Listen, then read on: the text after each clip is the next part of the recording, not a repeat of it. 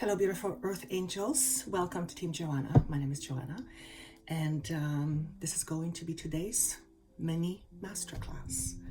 If you've been watching my videos lately, then you would have noticed me talking about this very powerful energy that is running through me, in particular the latest one. And today's no different. I feel like there's a lot of words that want to come through. My job is just try to figure out how to get it all out in a certain time. And by the way, if you are watching this for the first time, welcome, and I do hope you like what you hear. And if you do like what you hear and it gives you something to think about, then share it with a friend or two. Maybe they would benefit from it as well. Thank you so much. Okay, so today's subject is, as the title implies, identity crisis. And when this was given to me early today, I kind of thought, that's a pretty heavy area. And I intuitively asked why, and then it came to me right away.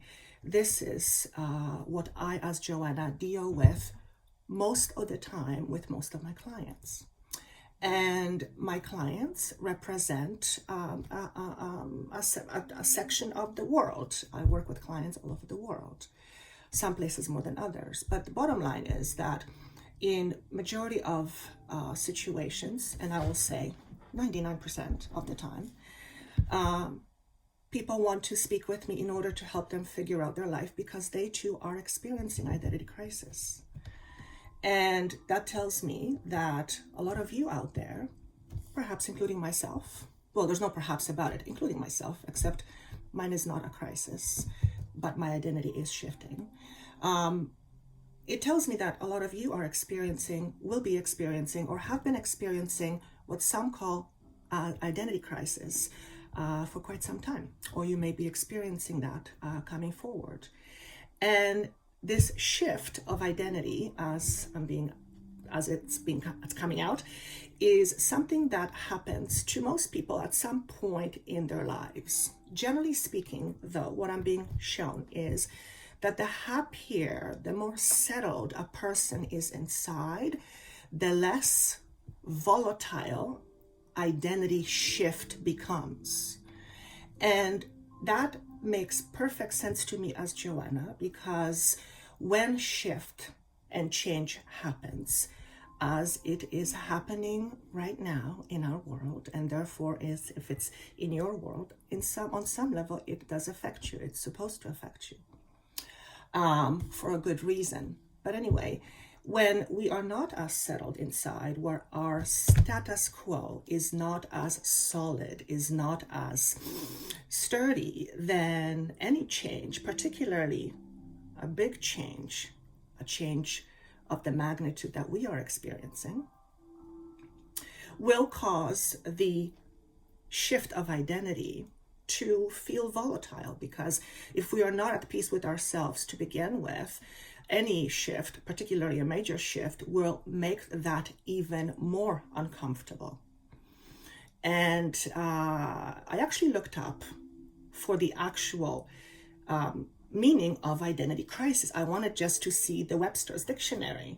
And it says it's a period of uncertainty and confusion in which a person's sense of identity becomes insecure, typically due to a change in their experienced aims or role in society. And right now, due to the current energies, a lot of things are changing. So going back to the subject of identity crisis, if you are experiencing what you would consider a space where you lose track of who you are, or you lost track of who you are, maybe you've lost it for a while, or you are not sure of your own identity, or if you're experiencing a full-blown identity crisis, like a lot of people are right now, because many of them are forced to shift their identity, then I want you, or my team would like you to think about this as a new beginning. Generally, when we think of something as crisis, we do not think of it as something that's positive. And anything that is not positive, or anything we deem as not positive, we don't see it as value.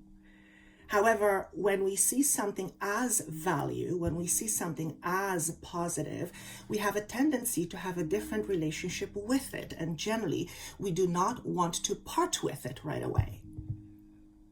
And shift of identity or identity crisis leaves you hanging, not knowing where you stand. And that is not a comfortable feeling, because it directly connects to your inner sense of safety in terms of who you are as a person, where you belong, what you represent to you in society, and basically just will fit in this thing called life. But if you think of crisis, identity crisis in particular, as a new beginning, as a part of a process that, in order for you to become a grander, more expanded version of yourself, one that is less limited, then you need to be stripped down of the person that you think you are, including your limitations. And no time like the present to shift our identities to something perhaps that's much more open and aware. After all, this is what is happening in our world. We are moving to a higher sense of awareness, a higher space of awareness. And if you are listening to this, you are aware of this on some level. If you are not sure what the hell I'm talking about, then that too is very interesting if you've stuck with it this far. Because if you're interested in something, you have no clue what I'm talking about, and there is something inside of you that you're not aware of that is gravitating towards the energy that I channel. Anyway, going back to identity crisis. So I'd like you to think about your identity crisis as a new beginning, as a process by which you are being stripped away of your old ways of thinking in terms of who you are and what you believe. And we live in a world right now in particular where many things are happening, and many of those things are rooted deeply in fear. So you will experience during your identity shift moments of fear. And those moments of fear may feel amplified simply due to the fact that the fear energy in this on planet Earth is amplified for obvious reasons.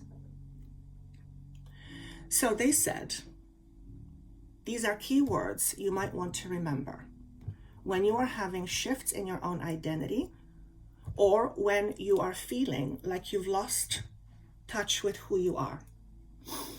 And these are the key words.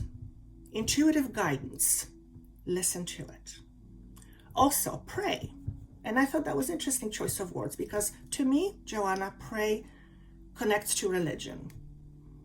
But then I kind of backed away with my own ego, because I have one. And they said praying is conversing. Praying is conversing with God, whatever you believe God is. I, Joanna, believe God is everything. God is consciousness itself. We are part of consciousness. We are part of God. That is what I believe. Okay?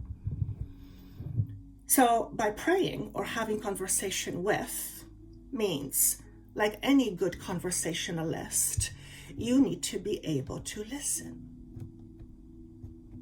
If God or the universe or whatever you want to call this power that exists,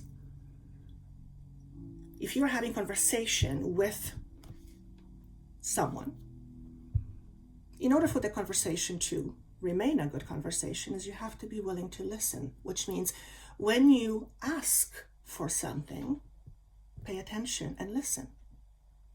because the universe communicates with you all the time. Whether you call it your guides, your angels, your higher self, God itself, which everyone has access to, just so you know, you don't need special permission. The universe communicates with us all the time. The problem is we often don't listen for various reasons. 1, we don't know how. 2, we don't pay attention because we don't think of it as something important. In other words, we have not learned to trust our own inner guidance. And 3, and there's plenty more, we do get it, but we don't trust it. We don't believe enough in ourselves to trust the guidance, or we don't believe guidance itself. We think maybe it's something else. Maybe we're making up stories in our mind. That's usually how it goes at the beginning. The universe will speak to you and you'll think, oh, it's nothing. It's just I'm making shit up. Pardon me for that, I'm French. So when you pray, please listen. Be attentive to what the universe wants to communicate and give you. What does it mean to be attentive? To do that? It means to remain open-hearted. And that's the tough part.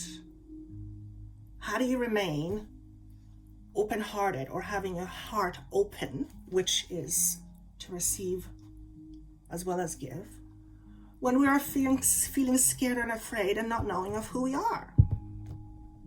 That's the mastery right there. And not only is it possible, it's what we are learning to do. We are learning how to be open-hearted despite of fear. Oh, just me thinking about it makes me go, wow, it's powerful. So, if you're having a moment of doubt and you've lost touch with what you believe you are, then see it as a new beginning. Be excited at the fact that a new you is emerging, except it's not the new you.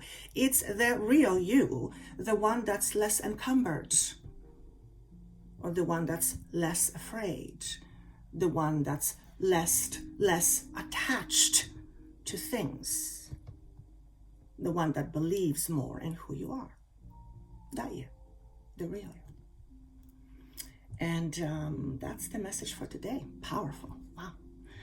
I hope you enjoyed it. And if you would like me to help you with your own identity, I will be honored to help. You can find me by the link there somewhere, or you can reach me at joannathehealer.com. Thank you so much, and see you soon.